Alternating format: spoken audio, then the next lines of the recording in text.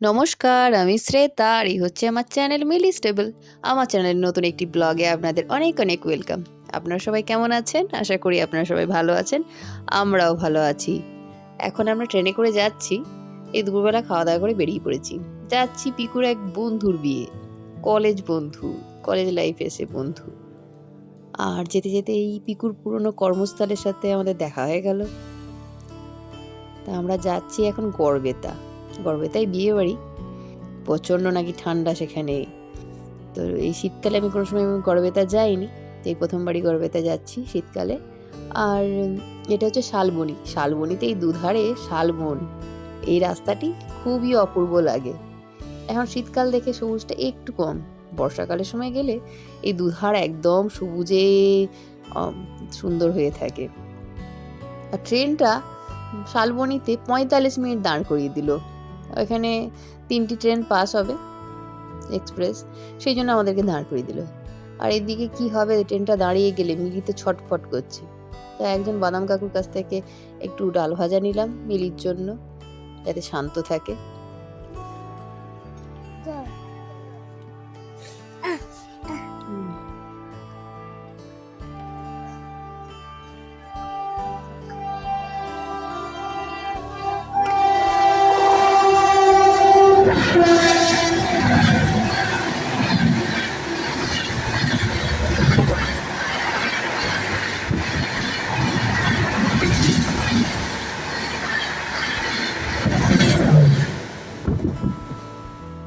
তো আমরা পৌঁছে গেছি। তা আমাদের জন্য গাড়ি পাঠিয়ে দিয়েছিল। তা আমরা গাড়িতে উঠে পড়েছি, এবার যাচ্ছি ওদের বাড়ির দিকে। এবার দেখুন গড়বেতার রাস্তাঘাট কেমন, খুব সুন্দর। এখানে জমি জমা আছে, প্রচুর চাষবাস হয়, আলু চাষ হচ্ছে। তো সেই জন্য এই যে মাঠঘাট রয়েছে, সেই জন্য ঠান্ডাটা আরও বেশি। আর আমরা যে জায়গাটাতে এসেছি এটা প্রায় পুরুলিয়ার কাছাকাছি জায়গাটা হয়ে যাচ্ছে, সেই জন্য ঠান্ডাটা এখানে আর একটু বেশিই রয়েছে। বেশ ভালো লাগছে, নতুন জায়গায় এসেছি।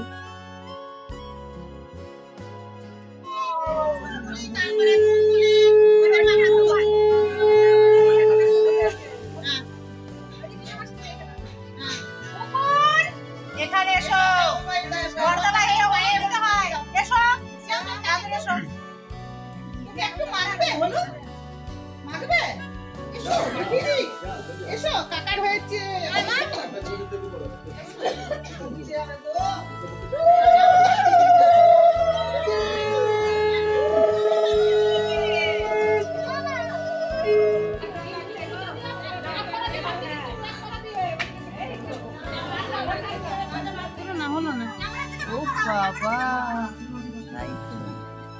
পিকুর বন্ধুর বাড়ি দেখুন, আলোতে একদম এই চন্দননগরের আলোকসজ্জা হয়ে গেছে। যে অবশ্য আমাদের যাদের বাঙালিদের বিয়ে বাড়ি হয় তাদের বাড়িটি এইরকম আলো দিয়ে, টুনি বাল্ব দিয়ে সাজানো হয়, বেশ ভালো লাগে।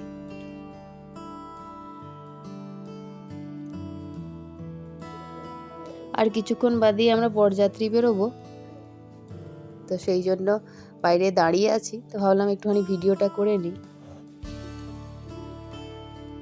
আর বিয়ে বাড়িতে এসে মিলুর সাথে মিলুর বান্ধবী, দেখুন মিলু যেখানেই যায় মিলুর বান্ধবী হয়ে যায় কেউ না কেউ। বেশ মজা হচ্ছে মিলুর। বরের সাজটা কিন্তু খুব সুন্দর হয়েছে, মানে এই যে সাজটা হয়েছে খুব সুন্দর লাগছে।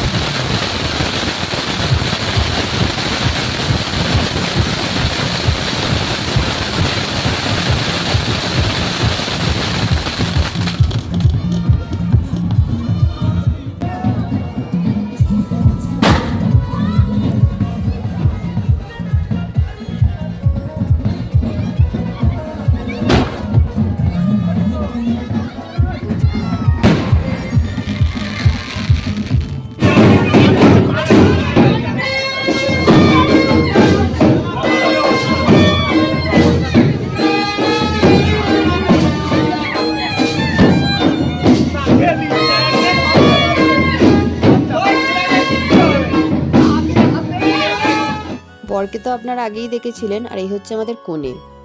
আর এই জায়গায় বসে আমরা বিয়েটা দেখছিলাম, এনজয় করছিলাম। আজ অভিষেক ছাদনার তলায় বসেছে আর আমরা পাশে বসে দেখছি তার 12টা বাজার গল্প।